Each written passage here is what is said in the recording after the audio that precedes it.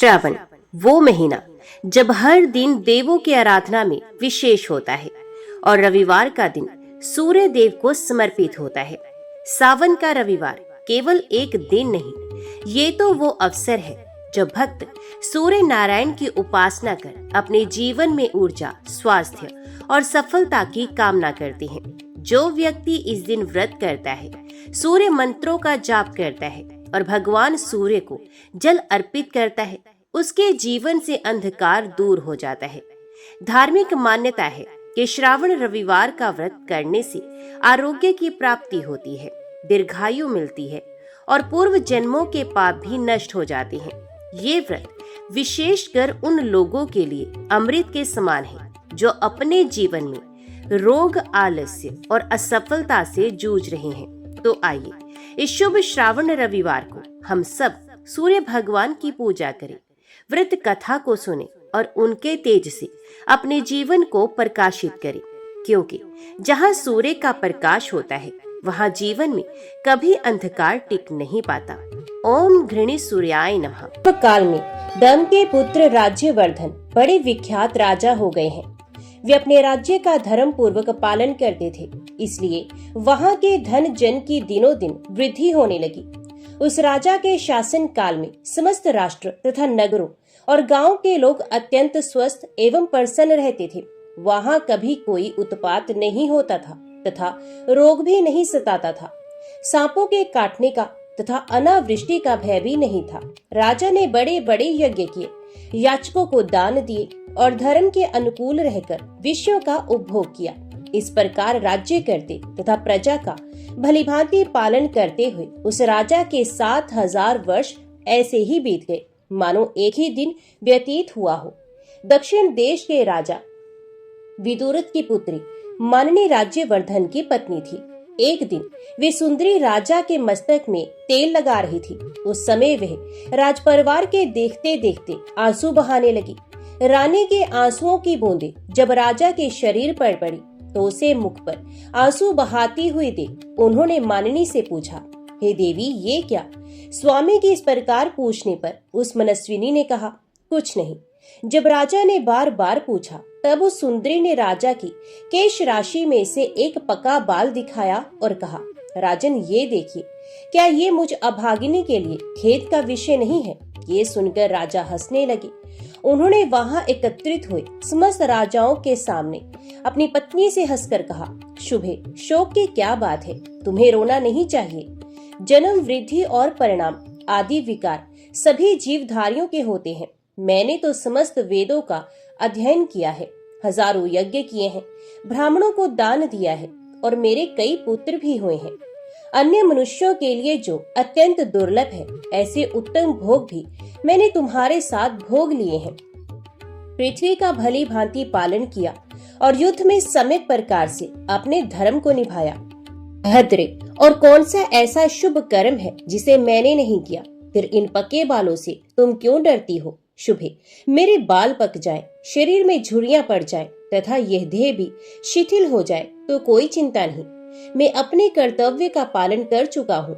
कल्याणी, तुमने मेरे मस्तक पर जो पका बाल दिखाया है, अब वनवास लेकर उसकी भी दवा करता हूँ। पहले बाल्यावस्था और कुमारावस्था में तत्काल उचित कार्य किया जाता है, फिर युवावस्था में यौवनोचित कार्य किया जाता है तथा बुढ़ापे में वन का आश्रय लेना उचित है। मेरे पूर्वजों तथा उनके भी पूर्वजों ने ऐसा ही किया है, अतः मैं तुम्हारे आंसू बहाने का कोई कारण नहीं देखता।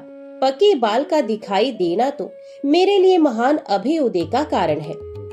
महाराज की ये बात सुनकर वहां उपस्थित हुए अन्य राजा, पूर्ववासी तथा पार्श्ववर्ती मनुष्य उनसे शांति पूर्वक बोले, राजन, आपकी इन महारानी को रोने की आवश्यकता नहीं है। रोना तो हम लोगों को अथवा समस्त प्राणियों को चाहिए, क्योंकि आप हमें छोड़कर वनवास लेने की बात मुंह से निकाल रहे हैं। महाराज, आपने हमारा लालन पालन किया है। आपके चले जाने की बात सुनकर हमारे प्राण निकल जाते हैं। आपने 7,000 वर्षों तक इस पृथ्वी का पालन किया है। अब आप वन में रहकर जो तपस्या करेंगे, वे इस पृथ्वी पालन जनित पुण्य की 16वीं कला के बराबर भी नहीं हो सकती। राजा ने कहा, मैंने 7,000 वर्षों तक इस पृथ्वी का पालन किया, अब मेरे लिए ये वनवास का समय आ गया। मेरे कई पुत्र हो गए हैं। मेरी संतानों को देखकर थोड़े ही दिनों में यमराज मेरा यहाँ रहना सहन नहीं कर सकेंगे। नागरिकों, मेरे मस्तक पर जो ये सफेद बाल दिखाई देता है, इसे अत्यंत भयानक कर्म करने वाली मृत्यु का दूत समझो। अतः मैं राज्य पर अपने पुत्र का अभिषेक करके सब भोगों को त्याग दूंगा और वन में रहकर तपस्या करूंगा। जब तक यमराज के सैनिक नहीं आते तभी तक ये सब कुछ मुझे कर लेना है। तदंतर वन में जाने की इच्छा से महाराज ने ज्योतिषियों को बुलाया और पुत्र के राज्य अभिषेक के लिए शुभ दिन एवं लगन पूछे। राजा की बात सुनकर वे शास्त्रदर्शी ज्योतिषी व्याकुल हो गए। उन्हें दिन, लगन और होरा आदि का ठीक ज्ञान ना हो सका। फिर तो अन्य नगरों, अधीनस्थ राज्यों तथा उस नगर से भी बहुत से श्रेष्ठ ब्राह्मण आए और वन में जाने के लिए उत्सुक राजा राज्यवर्धन से मिले। उस समय उनका माथा कांप उठा और वे बोले, राजन, हम पर प्रसन्न होइए और पहले की ही भांति अब भी हमारा पालन कीजिए। आपके वन चले जाने पर समस्त जगत संकट में पड़ जाएगा, अतः आप ऐसा यत्न करें जिससे जगत को कष्ट न हो। इसके बाद मंत्रियों, सेवकों, वृद्ध नागरिकों और ब्राह्मणों ने मिलकर सलाह की, अब यहाँ क्या करना चाहिए। राजा राज्यवर्धन अत्यंत धार्मिक थे। उनके प्रति सब लोगों का अनुराग था। इसलिए सलाह करने वाले लोगों में ये निश्चय हुआ कि हम सब लोग एकाग्रचित एवं भली भांति ध्यान परायण होकर तपस्या द्वारा भगवान सूर्य की आराधना करके इन महाराज की आयु के लिए प्रार्थना करें। इस प्रकार एक निश्चय करके कुछ लोग अपने घरों पर विधि पूर्वक अर्घ्य, उपचार आदि उपहारों से भगवान भास्कर की पूजा करने लगे। दूसरे लोग मौन रहकर ऋग्वेद, यजुर्वेद और सामवेद के जप से सूर्य देव को संतुष्ट करने लगे। अन्य लोग निराहार रहकर नदी के तट पर निवास करते हुए तपस्या के द्वारा भगवान सूर्य की आराधना में लग गए। कुछ लोग अग्निहोत्र करते, कुछ दिन रात सूर्य सूक्त का पाठ करते और कुछ लोग सूर्य की ओर दृष्टि लगाकर खड़े रहते थे। सूर्य की आराधना के लिए इस प्रकार यत्न करने वाले उन लोगों के समीप आकर सुदामा नामक गंधर्व ने कहा, द्विजवरों, यदि आप लोगों को सूर्यदेव की आराधना अभिष्ट है तो ऐसा कीजिए जिससे भगवान भास्कर प्रसन्न हो सके। आप लोग यहाँ से शीघ्र ही कामरूप पर्वत पर जाइए। वहाँ गुरु विशाल नामक वन है जिसमें सिद्ध पुरुष निवास करते हैं। वहाँ पर एकाग्रचित होकर आप लोग सूर्य की आराधना करें। ये परम हितकारी सिद्ध क्षेत्र है। वहाँ आप लोगों की सब कामनाएं पूर्ण हो जाएंगी। सुदामा की ये बात सुनकर वे समस्त द्विजगुर विशाल वन में गए। वहां उन्होंने सूर्यदेव का पवित्र एवं सुंदर मंदिर देखा। उस स्थान पर ब्राह्मण आदि तीनों वर्णों के लोग मिताहारी एवं एकाग्रचित हो पुष्प, चंदन, धूप, गंध, जप, होम, अन्न और दीप आदि के द्वारा भगवान सूर्य की पूजा एवं स्तुति करने लगे। ब्राह्मण बोले, देवता, दानव, यक्ष, ग्रह और नक्षत्रों में भी जो सबसे अधिक तेजस्वी है उन भगवान सूर्य की हम शरण लेते हैं। जो देवेश्वर भगवान सूर्य आकाश में स्थित होकर चारों ओर प्रकाश फैलाते तथा अपनी किरणों से पृथ्वी और आकाश को व्याप्त किए रहते हैं, उनकी हम शरण लेते हैं। आदित्य, भास्कर, भानु, सविता, दिवाकर, उषा, अर्यमा, सर्वभानु तथा दीप्ति, दिधिति ये जिनके नाम हैं, जो चारों युगों का अंत करने वाले कालग्नि है, जिनकी ओर देखना कठिन है, जिनकी परलय के अंत में भी गति है, जो योगीश्वर, अनंत, रक्त, पीत, सित और असित हैं, ऋषियों के अग्निहोत्रों तथा यज्ञ के देवताओं में जिनकी स्थिति है, जो अक्षर, परम गहन्य तथा मोक्ष के उत्तम द्वार हैं, जिनके उद्यस्तमन रूप रथ में छंदों में अश्व जुते हुए हैं तथा जो उस रथ पर बैठकर मेरु गिरी की प्रदक्षिणा करते हुए आकाश में विचरण करते हैं, अनृत और नृत दोनों ही जिनके स्वरूप हैं, जो भिन्न भिन्न पुण्य तीर्थों के रूप में विराजमान है, एकमात्र जिन पर इस विश्व की रक्षा निर्भर है, जो कभी चिंतन में नहीं आ सकते, और भगवान भास्कर की हम शरण लेते हैं, जो ब्रह्मा, महादेव, विष्णु, प्रजापति, वायु, आकाश, जल, पृथ्वी, पर्वत, समुद्र, ग्रह, नक्षत्र और चंद्रमा आदि हैं, वनस्पति, वृक्ष और औषधियां जिनके स्वरूप हैं, जो व्यक्त और अव्यक्त प्राणियों में स्थित हैं, और भगवान सूर्य की हम शरण लेते हैं। ब्रह्मा, शिव तथा विष्णु के जो रूप हैं वे आपके ही हैं। जिनके 3 स्वरूप हैं वे भगवान भास्कर हम पर प्रसन्न हो। जिन अजन्मा जगदीश्वर के अंक में ये संपूर्ण जगत स्थित है तथा जो जगत के जीवन है वे भगवान सूर्य हम पर प्रसन्न हो।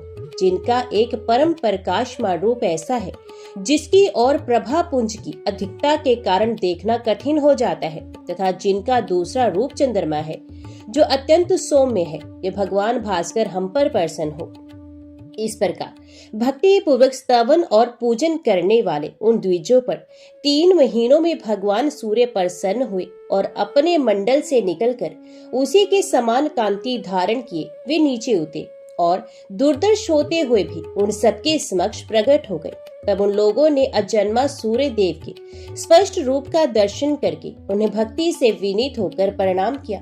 तो समय उनके शरीर में रोमांच और कंप हो गया था। वे बोले, सहस्र किरणों वाले सूर्य देव, आपको बारंबार नमस्कार है। आप सबके हेतु तथा संपूर्ण जगत के विजय हेतु हैं। आप ही सबके रक्षक, सबके पूज्य, संपूर्ण यज्ञों के आधार तथा योग वेत्ताओं के ध्येय हैं। आप हम पर प्रसन्न होइए। तब भगवान सूर्य ने प्रसन्न होकर सब लोगों से कहा, द्विजगण, आपको जिस वस्तु की इच्छा हो वे मुझसे मांगिए। ये सुनकर ब्राह्मण आदि वर्णों के लोगों ने उन्हें प्रणाम करके कहा, अंधकार का नाश करने वाले भगवान सूर्यदेव, यदि आप हमारी भक्ति से प्रसन्न हैं तो हमारे राजा राज्यवर्धन, निरोग, शत्रु विजय, सुंदर केशों से युक्त तथा स्थिर यौवन वाले होकर 10,000 वर्षों तक जीवित रहे। तथास्तु कहकर भगवान सूर्य अंतर्ध्यान हो गए। वे सब लोग भी मनोवांछित वर पाकर प्रसन्नता पूर्वक महाराज के पास लौट आए। वहां उन्होंने सूर्य से वर पाने आदि की सब बातें यथावत कह सुनाई। ये सुनकर रानी मानिनी को बड़ा हर्ष हुआ, परंतु राजा बहुत देर तक चिंता में पड़े रहे। वे उन लोगों से कुछ न बोले। मानिनी का हृदय हर्ष से भरा हुआ था। वह बोली, महाराज, बड़े भाग्य से आयु की वृद्धि हुई है। आपका अभय उदय हो। राजन, इतने बड़े अभय उदय के समय आपको प्रसन्नता क्यों नहीं होती? 10,000 वर्षों तक आप निरोग रहेंगे, आपकी जवानी स्थिर रहेगी, फिर भी आपको खुशी क्यों नहीं होती? राजा बोले, कल्याणी, मेरा अभय उदय कैसे हुआ? तुम मेरा अभिनंदन क्यों करती हो? जब हजार दुख प्राप्त हो रहे हैं उस समय किसी को बधाई देना क्या उचित माना जाता है? मैं अकेला ही तो 10,000 वर्षों तक जीवित रहूंगा। मेरे साथ तुम तो नहीं रहोगी। क्या तुम्हारे मरने पर मुझे दुख नहीं होगा? पुत्र, पौत्र, परपौत्र, इष्ट, बंधु बांधव, भक्त, सेवक तथा मित्र वर्ग, ये सब मेरी आंखों के सामने मरेंगे। उस समय मुझे अपार दुख का सामना करना पड़ेगा। जिन लोगों ने अत्यंत दुर्बल होकर शरीर की नाड़ियां सुखा कर मेरे लिए तपस्या की, वे सब तो मरेंगे और मैं भोग भोगते हुए जीवित रहूंगा। ऐसी दशा में क्या मैं धिक्कार देने योग्य नहीं हूँ? हे सुंदरी, इस प्रकार मुझ पर यह आपत्ति आ गई। मेरा अभ्युदय नहीं हुआ है। क्या तुम इस बात को नहीं समझ रही? फिर क्यों मेरा अभिनंदन कर रही हो? मानिनी बोली, महाराज, आप जो कहते हैं वे सब ठीक है। मैंने तथा पूर्ववासियों ने आपके प्रेमवश इस दोष की ओर देखा ही नहीं। नरनाथ, ऐसी अवस्था में क्या करना चाहिए ये आप ही सोचें, क्योंकि भगवान सूर्य ने प्रसन्न होकर जो कुछ कहा है वे अन्यथा नहीं हो सकता। राजा ने कहा, देवी, पूर्ववासियों और सेवकों ने प्रेमवश मेरे ऊपर जो उपकार किया है उसका बदला चुकाए बिना मैं किस प्रकार भोग भोगूंगा? यदि भगवान सूर्य की ऐसी कृपा हो कि समस्त प्रजा, भृत्य वर्ग, तुम, अपने पुत्र, पौत्र, परपौत्र और मित्र भी जीवित रह सके, तो मैं राज्य सिंहासन पर बैठकर प्रसन्नता पूर्वक भोगों का उपभोग कर सकूंगा। यदि वे ऐसी कृपा नहीं करेंगे तो मैं उसी कामरूप पर्वत पर निराहार रहकर तब तक के लिए तपस्या करूंगा जब तक कि इस जीवन का अंत ना हो जाए। राजा के यो कहने पर रानी मानिनी ने कहा, ऐसा ही हो। फिर तो वे भी महाराज के साथ कामरूप पर्वत पर चली गई। वहां पहुंचकर राजा ने पत्नी के साथ सूर्य मंदिर में जाकर सेवा परायण हो भगवान भानु की आराधना आरंभ की। दोनों दंपति उपवास करते करते दुर्बल हो गए। सर्दी, गर्मी और वायु का कष्ट सहन करते हुए दोनों ने घोर तपस्या की। सूर्य की पूजा और भारी तपस्या करते करते जब 1 वर्ष से अधिक समय व्यतीत हो गया तब भगवान भास्कर प्रसन्न हुए। उन्होंने राजा को समस्त सेवकों, पूर्ववासियों और पुत्रों आदि के लिए इच्छा अनुसार वरदान दिया। वर पाकर राजा अपने नगर को लौट आए और धर्म पूर्वक प्रजा का पालन करते हुए बड़ी प्रसन्नता के साथ राज्य करने लगे। धर्मज्ञ राजा ने बहुत से यज्ञ किए और उन्होंने दिन रात खुले हाथ भी दान दिया। वे यौवन को स्थिर रखते हुए अपने पुत्र, पौत्र और भृत्य आदि के साथ 10,000 वर्षों तक जीवित रहे। उनका ये चित्र देखकर भृगुवंशी परमति ने विस्मित होकर ये गाथा गाई है। अहो, भगवान सूर्य की भक्ति की कैसी शक्ति है, जिससे राजा राज्यवर्धन अपने तथा स्वजनों के लिए आयु वर्धन बन गए। जो मनुष्य ब्राह्मणों के मुख से भगवान सूर्य के इस उत्तम महात्म्य का श्रवण तथा पाठ करता है, वे 7 रात के किए हुए पापों से मुक्त हो जाता है। इस प्रसंग में सूर्य देव के जो मंत्र आए हैं, उनमें से एक का यदि तीनों संध्याओं के समय जप किया जाए तो वे समस्त पातकों का नाश करने वाला होता है।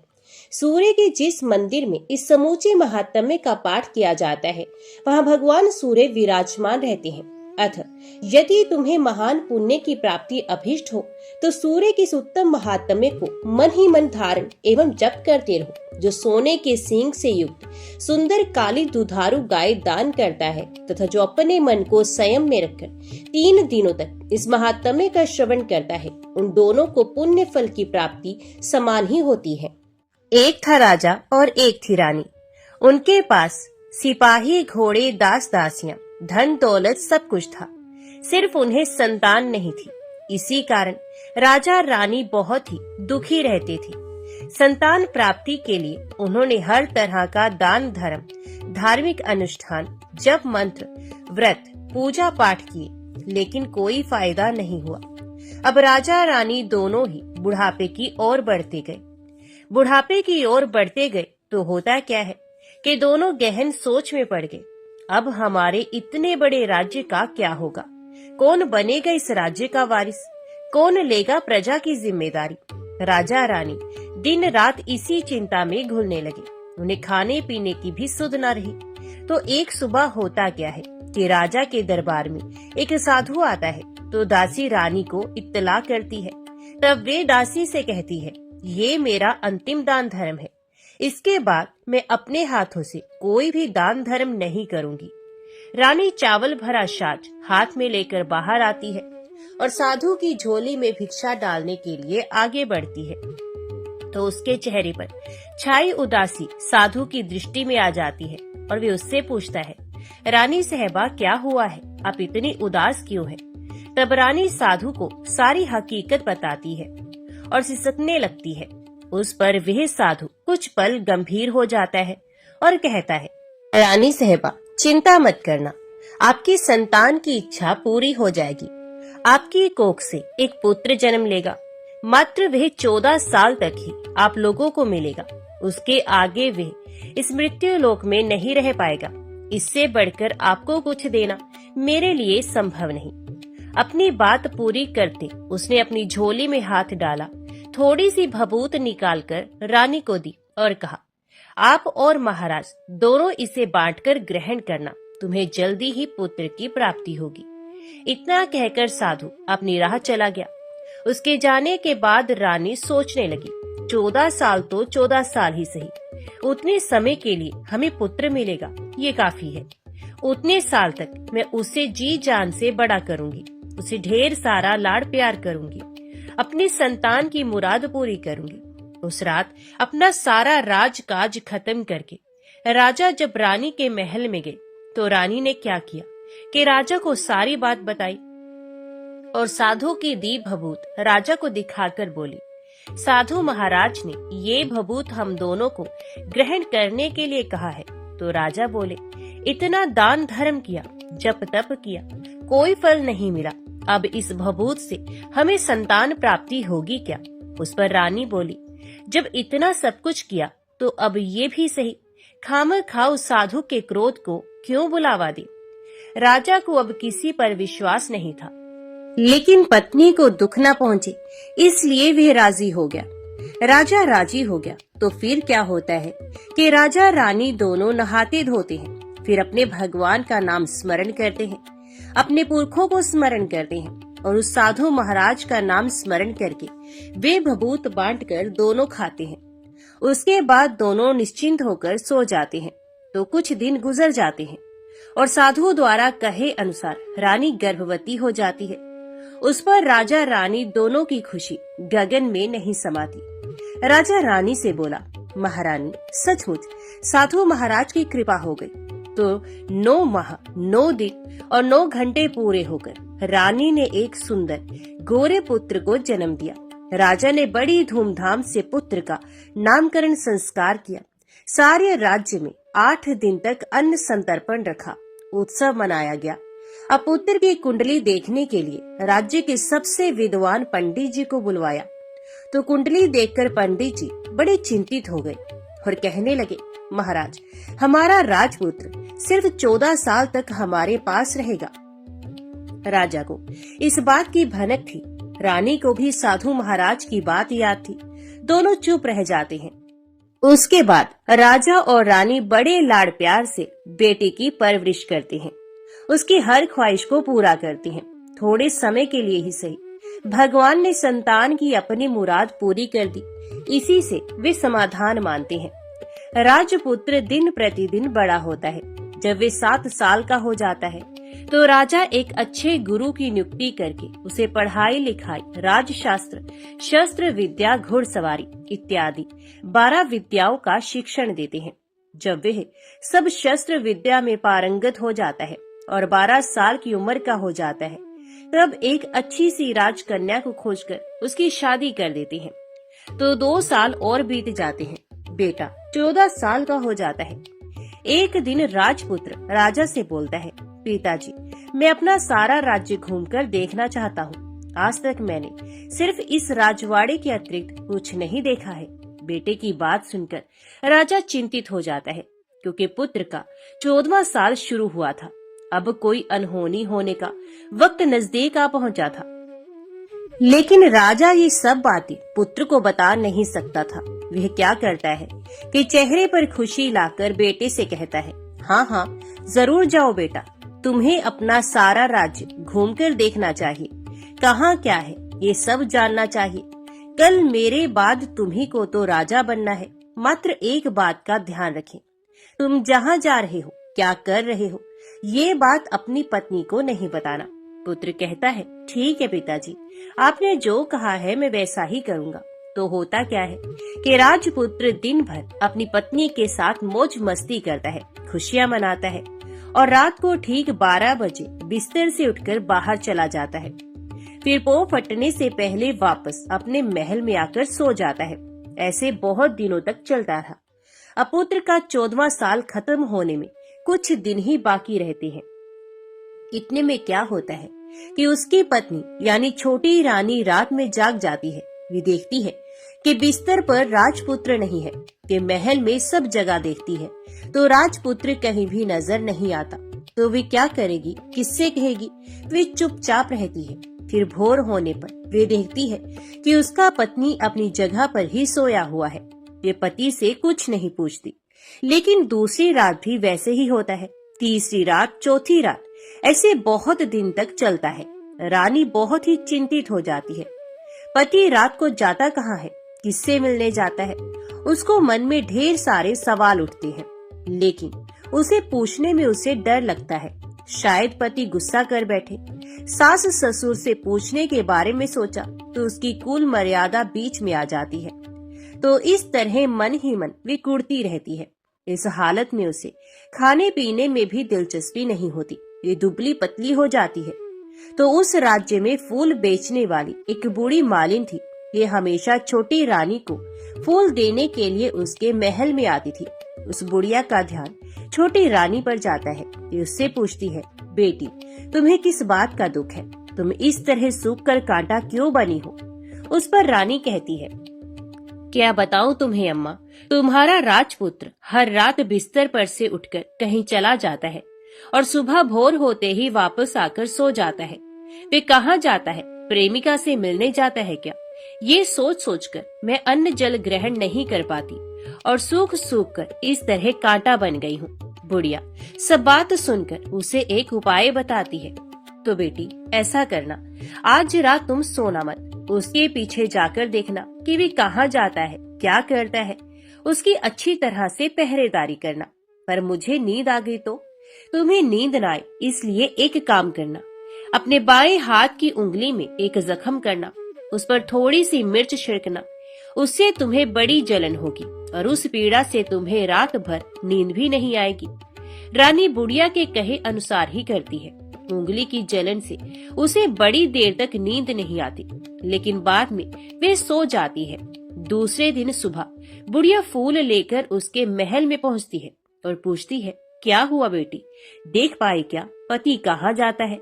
रानी कहती है, नहीं अम्मा, पहले कुछ समय जलन के कारण मुझे नींद नहीं आई, पर कुछ देर के पश्चात मैं तो सो गई। बुढ़िया कहती है, कोई बात नहीं, आज तुम उंगली पर पहले से थोड़ा बड़ा जख्म करना और ज्यादा मिर्च लगाना। तो रानी वैसे ही करती है, परंतु वे सिर्फ पति के बिस्तर से उठकर बाहर निकलते वक्त तक जाग पाई। वे उसके पीछे नहीं जा सकी क्योंकि उसकी आंखें उस समय तक मुंद गई थी। दूसरे दिन सुबह बुढ़िया फिर आती है तो उसने पूछने से पहले ही रानी रोकर कहती है, अम्मा, मैं आज भी उनकी पहरेदारी ठीक तरह से नहीं कर पाई। बुढ़िया कहती है, रोना नहीं बेटी, सब कुछ ठीक हो जाएगा। तुम आज रात जख्म और बड़ा करना और उस पर ज्यादा मिर्च लगाना, और एक काम करना, वे जब जाने के लिए निकलता है तो उसका रास्ता रोकना। बुढ़िया ने जैसा बताया रानी वैसा ही करती है। आज रात उसे नींद नहीं आती। पति रात 12 बजे बिस्तर से उठकर जब महल से निकलने के लिए चलने लगता है तो वह बुढ़िया ने जैसे बताया वैसे ही करती है। दौड़कर जाकर पति का रास्ता रोकती है और कहती है, कहाँ जा रहे हो, किससे मिलने जा रहे हो, मुझे सब बताओ। राजपुत्र उसे समझाने की बहुत कोशिश करता है, देखो, अगर मैंने तुम्हें वह बताया तो मैं तुम्हें दोबारा नहीं मिल पाऊंगा। कोई बात नहीं, ना मिल पाओ, लेकिन आप रात के समय कहाँ जाते हो ये मुझे पहले बता दीजिए। राजपुत्र निरुपाय हो जाता है। पत्नी की जिद के आगे उसकी एक नहीं चल पाती। ठीक उसी समय उसका 14वां साल खत्म होकर 15वां साल लगने वाला था। जो होता है वो हो जाने दो, वे सोचता है, और कुछ चावल मंत्रों से सिद्ध करके पत्नी को देकर कहता है, इन चावलों के दानों को दोनों हाथों की मुट्ठी में पकड़ना। पहले दाएं हाथ में पकड़े चावल मेरे ऊपर फेंकना, मैं कौन हूँ तुम्हें पता चल जाएगा। बाद में बाएं हाथ में पकड़े चावल मेरे ऊपर फेंकना, मैं जैसा था तुम्हें मिल जाऊंगा। लेकिन यदि तुम बाएं हाथ के चावल मेरे ऊपर फेंकना भूल गई तो मैं तुम्हें कभी नहीं मिल पाऊंगा। रानी ने कहा, नहीं भूलूंगी। रानी बड़े आत्मविश्वास के साथ कहकर दाएं हाथ में पकड़े चावल पति के ऊपर फेंक देती है तो राजपुत्र एकदम एक विशाल घोड़ा बन जाता है। एकदम उम्दा, सफेद, गर्दन पर लंबी आयात। देखते ही देखते वे तेजी से दौड़ने लगता है। रानी उस घोड़े को एकदम भौचक्की होकर देखने लगती है और पति ने बाएं हाथ के चावल फेंकने की जो बात कही थी वे भूल जाती है। उसकी आंखों के सामने घोड़ा महल से बाहर निकलकर चला जाता है। घोड़ा जो महल से बाहर जाता है तो वापस नहीं आता। अब रानी को बड़ा पश्चाताप होता है। वे स्वयं को कोसने लगती है, लेकिन अब उसका कोई फायदा नहीं होने वाला था। राजपुत्र अब वापस नहीं आने वाला था। सुबह होते ही महाराजा महारानी को सब बात पता चलती है। उन्हें बहुत दुख होता है। वे बिस्तर पकड़ते हैं और राह देखते हैं कि एक दिन उनका बेटा वापस आ जाए। इस तरह 1 महीना गुजर जाता है, 2 महीने गुजरते हैं, 3 महीने गुजर जाते हैं, आखिर 6 महीने पूरे होते हैं। राजपुत्र का कोई अता पता नहीं लगता। प्रधान राजपुत्र को ढूंढने के लिए राज्य के गांव-गांव सिपाही भेजता है, लेकिन उन्हें कोई सफलता नहीं मिलती। इधर रानी अपनी हट के कारण पति गायब हो गया ये सोचकर स्वयं को मन ही मन कोसती है और प्रण लेती है कि कुछ भी करके पति को ढूंढ के लाएगी और उसे वापस घर लेकर आएगी। एक दिन वे सुबह उठकर सास ससुर के महल में जाती है और कहती है कि मैं अपने पति की खोज में जा रही हूँ। महाराजा महारानी को और क्या चाहिए था, कुछ भी करके उनको बेटा उन्हें वापस मिलना चाहिए था। वे बहू को जाने की अनुमति देकर कहने लगे, बेटी तुम्हें जो चाहे वो करो, जहाँ जाना है वहाँ जाओ, लेकिन हमारे बेटे को वापस लेकर आओ, भगवान तुम्हें कामयाबी दे। अब रानी क्या करती है कि अपना शाही वेश बदलकर एक सेठानी बन जाती है। कुछ दास दासियों को, कुछ नौकरों को साथ में लिया, कुछ सामान साथ लिया और राज्य की सीमा पर जाकर वहाँ एक भोजनालय खोल दिया। वहाँ आने वाले सब यात्रियों को खाना मुफ्त में देने लगी। मात्र एक शर्त रखी कि खाने वाले को उसकी देखी कोई अजीब चीज उसकी मालकिन को यानी राजकन्या को बतानी पड़ेगी। तो वहाँ आने वाला हर नागरिक अपनी तरफ से मैंने ये देखा, मैंने वह देखा, ये कहकर वहाँ से मुफ्त खाना खाकर जाता था। परंतु रानी को जो बात चाहिए थी वे अब तक नहीं मिली थी। ऐसे ही कुछ दिन और बीत गए। तो इधर क्या होता है कि रानी के महल फूल लेकर जाने वाली बुढ़िया के एक बेटा और बहू थे। उनका एक छोटा बेटा था, यानी बुढ़िया का एक पोता था। तो बेटा और बहू सुबह काम के लिए निकलते थे, तो पोते को संभालने की जिम्मेदारी बुढ़िया पर रहती थी। बुढ़िया दिन भर पोते को संभालती थी। एक दिन होता क्या है कि बुढ़िया को पान खाने की आदत थी, तो पान लगाने के लिए चूना चाहिए था। वे उसे तैयार करने के लिए सीपियां लेकर आई। इन सीपियों को भूनने के लिए गोबर के कंडे चाहिए थे। कंडे इकट्ठा करने के लिए वे बांस की टोकरी लेकर चरवाहे के मैदान में गई। वहाँ बहुत सारे कंडे थे। उन्हें जमा करते करते उसे घर आने में अंधेरा हो गया। इस और शाम होते ही काम से वापस बेटा बहू घर पहुँचे तो देखा कि बच्चा घर पर अकेला है और रो रहा है। वे दोनों गुस्से से लाल पीले हो गए। इतने में बुढ़िया घर आ गई। बेटा ने पूछा, पोते को घर अकेला छोड़कर कहाँ गई थी?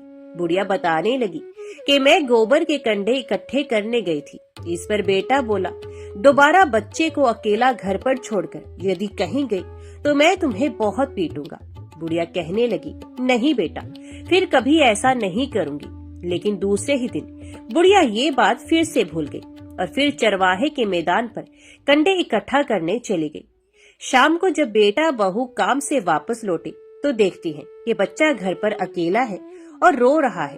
अब उसके बेटे की सहन शक्ति खत्म होने लगी और बुढ़िया के वापस आने पर उसे घर से निकाल दिया।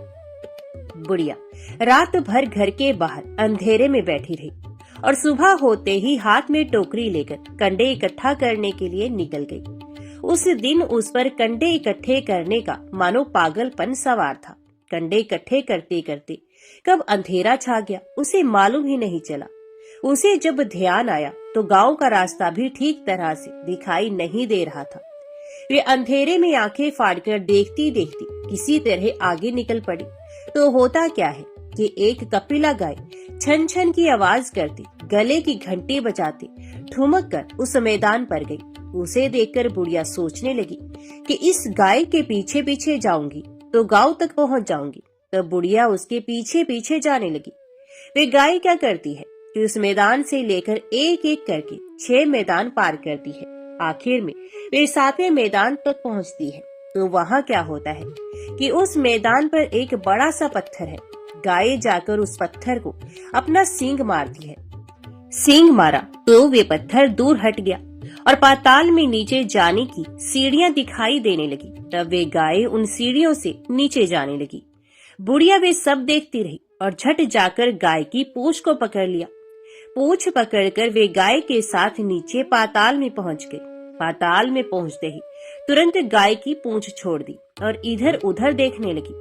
वहीं से बुढ़िया ने देखा कि पाताल में सब जगह जगमगाहट है, दिया दीप जलते हैं और तेज रोशनी गाय के ऊपर पड़ती है और वहाँ अद्भुत घटनाएं घटने लगी। गाय के नीचे जाते ही उसके गले में अपने आप सांकल पड़ गई और छमछम करके कोई दुधारी में गाय का दूध दुहाने लगी। लेकिन जो कोई भी ये कर रहा था ये मात्र दिखाई नहीं दे रहा। बुढ़िया बहुत घबरा गई, कहाँ आकर फंस गई वे सोचने लगी और यहाँ वहाँ छिपने के लिए जगह ढूंढने लगी। लेकिन उसे कहीं भी जगह नहीं मिली, हर जगह उजाला ही उजाला था।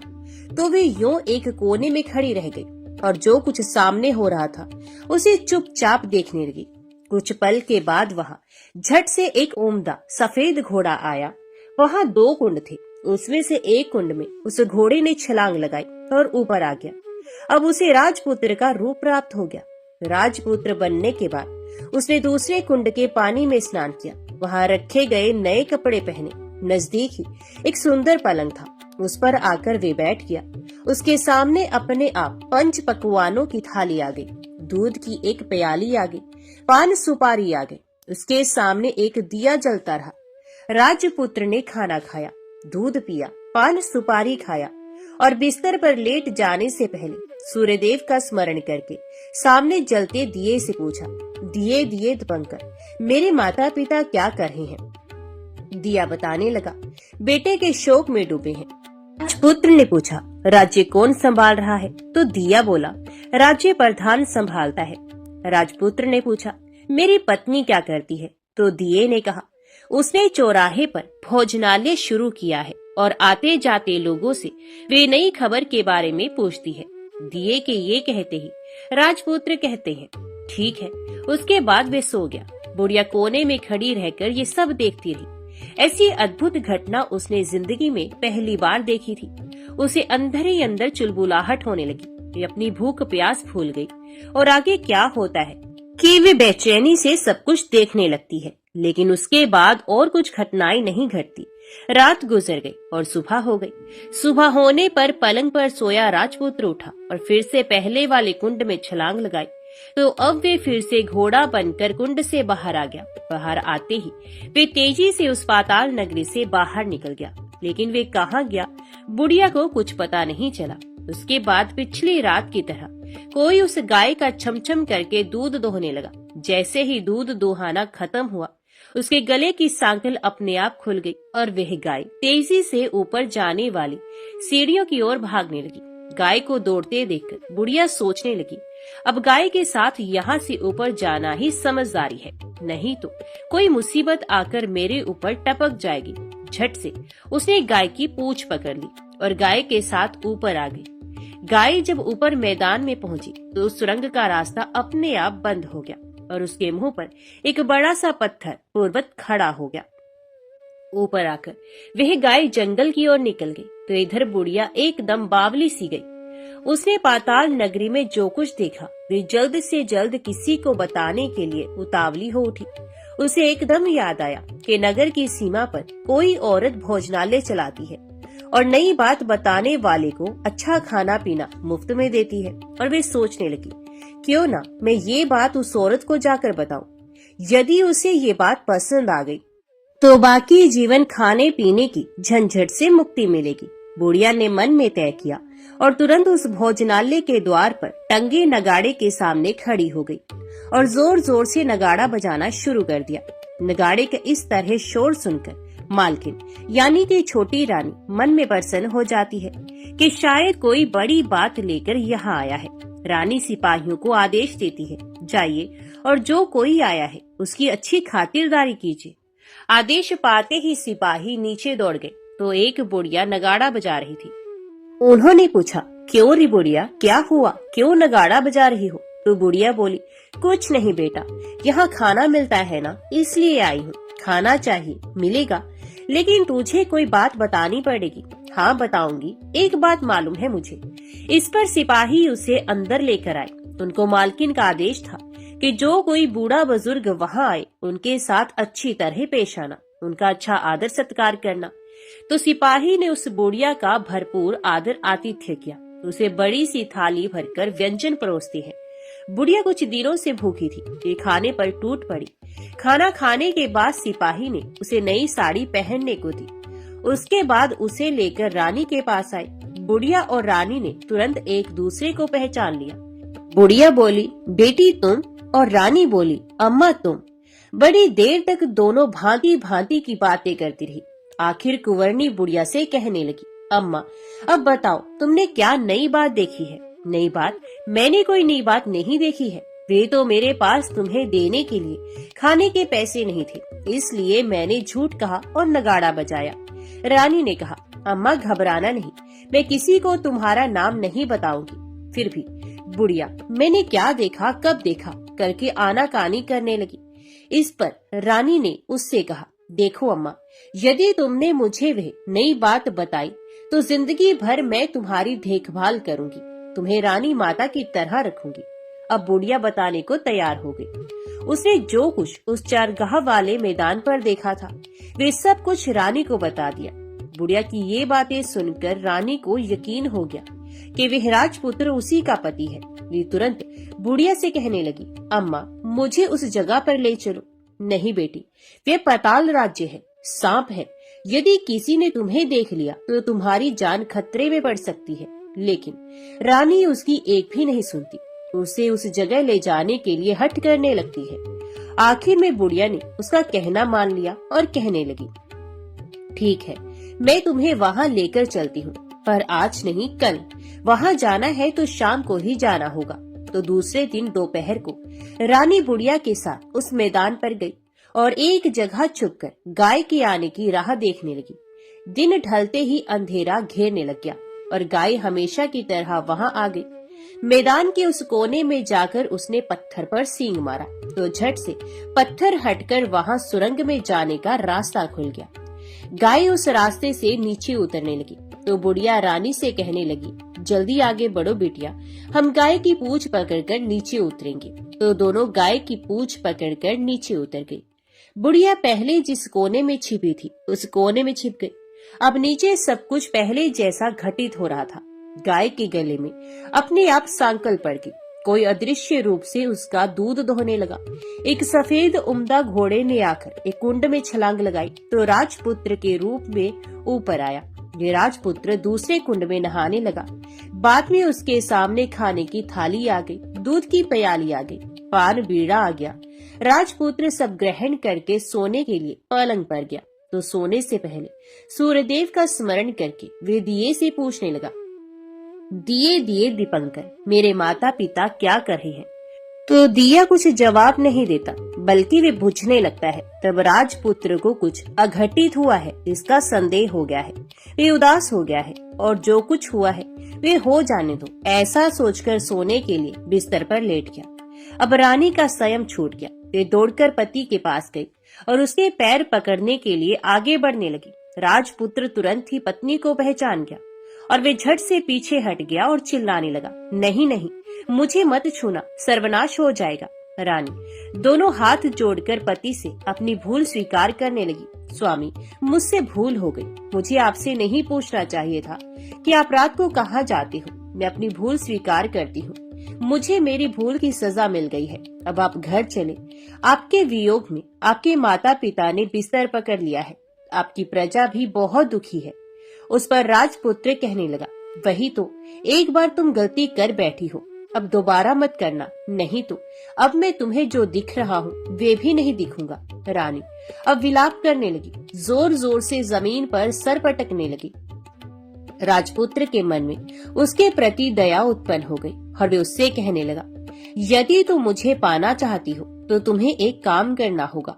काम कठिन है लेकिन वे तुम्हें अकेला करना होगा। कहो स्वामी, कितना भी कठिन काम हो मैं वे पूर्ण करूंगी। तो रानी कहने लगी। इस पर राजपुत्र ने उसे बताया, इस पाताल से ऊपर जाते ही तुम्हें एक घना जंगल नजर आएगा। ऐसे 6 जंगल पार करने के पश्चात 7वां जंगल मिलेगा। वे जंगल सबसे घना है। उस जंगल में बीचों बीच एक पीपल का पेड़ है। उसके आसपास की जगह पत्ते, फंदे, जटाएं, कांटे इत्यादि से ढक चुकी है। वहाँ बाघ, शेर, भालू, सांप सभी धमा चौकड़ी बैठती है। तुम्हें उन सबको भगाकर वे जगह साफ करनी है। उसकी गोबर से लिताई करके पवित्र बनाना है। रंगोली से सजाना है। उसके बाद वहाँ धूप, कपूर, अगरबत्ती जलानी है। फूल, कुमकुम से पेड़ के तने की पूजा करनी है। दूध, दही से बने चावल का भोग चढ़ाना है। ये सब तुम्हें दोपहर को 12 बजने के पहले करना है। 12 बजने के समय तुम्हें उस जगह पर बैठकर सूर्य भगवान का ध्यान करना है। ठीक 12 बजे सूर्य भगवान का रथ वहाँ उतरेगा। वे सब देखकर खुश हो जाएंगे और कहेंगे, जिस किसी ने ये सब किया है उसे मैं मनचाहा फल दूंगा। तो तुम सामने जाकर उसके रथ का दाहिना घोड़ा मांगना, मैं तुम्हें मिल जाऊंगा। इतनी बात कहकर राजपुत्र अपने पलंग पर सो गया और छोटी रानी भोर होने की राह देखने लगी। भोर होते ही वे बुढ़िया के साथ गाय की पूंछ पकड़कर ऊपर आ गई। ऊपर आने के बाद वह बुढ़िया से कहने लगी, अम्मा अब मैं अकेले ही आगे जाऊंगी, तुम भोजनालय वापस जाओ। वह जंगल में जाकर राजपुत्र की बताई जगह ढूंढने लगी और स्वयं आरी से वह जगह साफ कर दी। बाद में राजपुत्र ने जैसे बताया जैसे लिपाई पोताई करके वापस आ गई। दूसरे दिन वो फटने से पहले उठी और जंगल में उस जगह पहुंची। वहां जाकर इत्र गुलाब का पानी छिड़कर वे जगह सुगंधित की, धूप अगरबत्ती जलाकर उसे पवित्र किया और पूजा की। सब सामग्री वहां तैयार रखकर सूर्य भगवान का ध्यान करने बैठ गई, जैसा कि पति ने बताया था। दोपहर को ठीक 12 बजे सूर्य भगवान का रथ उस पीपल के पेड़ पर आकर रुका है। सूर्य भगवान ने जब रथ से नीचे देखा तो सुगंधित वातावरण देखकर वे बहुत प्रसन्न हुए। फिर वे बोले, जिस किसी ने ये काम किया है वे यहाँ आकर आज मुझसे कुछ भी मांगे, मैं उसे दे दूंगा। रानी ने जब ये शब्द सुने तो बिना समय गवाए दौड़कर उनके सामने आ गई और उनको साष्टांग नमस्कार करके बोली, हे भगवान, वे मैं ही हूँ, मैंने ही जगह साफ की है। अच्छा, तो तुम्हें जो चाहिए वे मांगो। तो रानी बोली, भगवान, मुझे आपके रथ का दाहिना घोड़ा चाहिए। तो सूर्य भगवान बोले, नहीं नहीं, मैं तुम्हें और कुछ भी दे सकता हूँ, लेकिन ये घोड़ा नहीं दे सकता। मेरे रथ के 12 घोड़े हैं, तुम चाहो तो कोई और घोड़ा मांग लो, लेकिन ये दाहिना घोड़ा नहीं, वे मैं नहीं दे सकता। छोटी रानी ने एक नहीं सुनी। वे सूर्य देव से एक ही बात कह रही थी, वही दाहिना घोड़ा दे दीजिए, नहीं तो मैं आपके पैरों में गिरकर अपनी जान दे दूंगी। अब सूर्य देव धर्म संकट में पड़ गए। उन्होंने वचन दे दिया था, अब अपने वचन से पलट भी नहीं सकते थे। ठीक है, दे दिया तुम्हें घोड़ा, सूर्य देव ने कहा। फिर एक बात और भी कही, देखो, मैंने तुम्हें घोड़ा तो दिया है, लेकिन वे तुम्हें यहाँ नहीं मिलेगा, तुम्हें उसे पाताल में जाकर लाना होगा। रानी बोली, पाताल में ही क्या भगवान, मैं उन्हें पाने के लिए कहीं भी जा सकती हूँ। रानी को वचन देकर सूर्य देव अपने मार्ग पर चले गए और इधर रानी जंगल से अपने भोजनालय में आ गई। फिर वह बुढ़िया को लेकर उस मैदान पर आ गई। जल्दी ही शाम हो गई। शाम होते ही वहां वे गाय आ गई और उसने सींग मारकर सुरंग का पत्थर हटा दिया तथा नीचे उतरने लगी। रानी और बुढ़िया जल्दी जल्दी उसकी पूंछ पकड़कर नीचे उतरी। नीचे पाताल में सब घटनाएं पहले की तरह ही घटने लगी। घोड़े का एक कुंड में नहाकर राजपुत्र बन जाना, नहा धोकर पलंग पर जाकर बैठना, तो उसे खाने की थाली, दूध की प्याली आना, पान बीड़ा आना। लेकिन आज एक बात नहीं घटी। आज 2-2 थाली, 2-2 दूध की प्याली, 2-2 पान बीड़े उसके सामने आए। ये कुछ नहीं बोला। अपने हिस्से की थाली खाकर, दूध पीकर और पान बीड़ा चबाकर वे सोने चला गया और हमेशा की तरह दिए से पूछने लगा, दिए दिए दीपंकर, मेरे माता पिता क्या करते हैं? दिए ने बताया, वे दोनों तुम्हारे शोक में मरने की स्थिति में पहुंच गए हैं। ऐसा झट से उसकी आंखों में आंसू टपकने लगे। फिर वे पूछने लगा, दिए दिए दीपंकर, मेरा राज्य कौन चला रहा है? दिए ने कहा, तुम्हारा राज्य प्रधान चला रहा है और वे सब कुछ हड़प कर चुका है। वे प्रजा पर बहुत अत्याचार कर रहा है। सुनकर राजपुत्र को बहुत गुस्सा आया। वे गुस्से से अपनी मुट्ठी भींचने लगा। अब वे पूछने लगा, दिए दिए दीपंकर, मेरी पत्नी क्या कर रही है? तब दिया कुछ ना बोला और चुप रहा। अब रानी का स्वयं जवाब दे गया। वे दौड़कर पति के गले लग गई। राजपुत्र कहने लगा, अब मैं तुम्हें मिल गया। रानी ने कहा, सच कहते हो, अब आप फिर से घोड़ा तो नहीं बनोगे ना? राजकुमार ने कहा, नहीं, दोबारा घोड़ा नहीं बनूंगा। तुमने जो इतने सारे कष्ट उठाए हैं मुझे पाने के लिए, इसलिए सूर्य देव ने मुझे सदा के लिए घोड़े के जन्म से मुक्त कर दिया है। राजपुत्र ने बड़े प्यार से कहा और उसे गले लगा लिया। उसके आंसू पहुंचे। कुछ देर के पश्चात भोर हो गई तो गाय की श्रृंखला टूटकर वे ऊपर भूलोक जाने लगी। रानी, राजपुत्र और बुढ़िया उसकी पूंछ पकड़कर ऊपर आ गई। ऊपर आने पर वे सीधे भोजनालय में पहुंचे। वहां का सब सामान लोगों में बांट दिया और उसको ताला लगाकर अपने राज्य में लौट गए। राजपुत्र वापस आता और उसके तेवर देखकर प्रधान घबरा गया।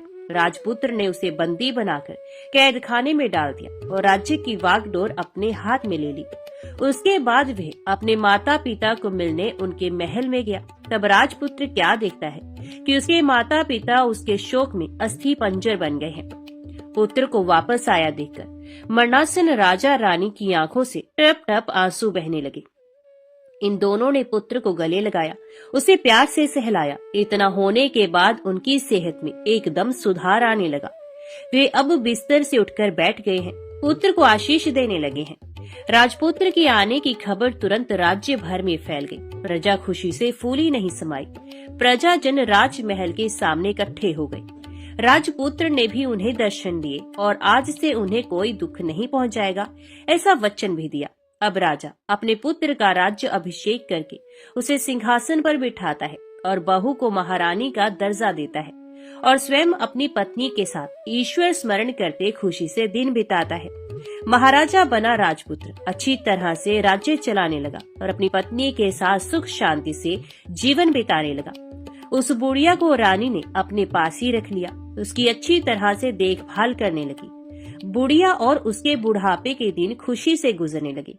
तो सब प्रेम से बोलो सूर्य नारायण भगवान की जय। आज की वीडियो में इतना ही।